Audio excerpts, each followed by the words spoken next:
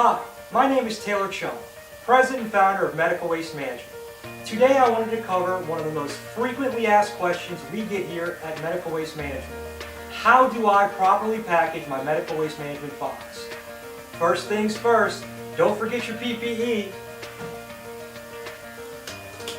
We want to make sure we're safe and we're adequately using our proper barrier systems.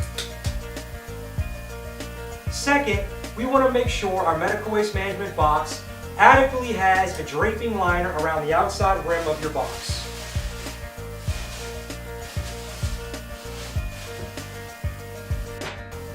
Once your box is full, make sure you gooseneck the top of the liner so it can be properly DOT packed for transportation of your medical waste.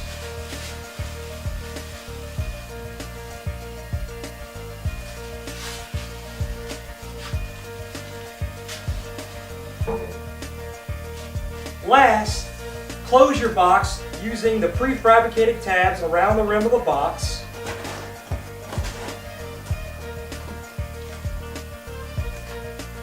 Take your customer issued label and put it on the top of your box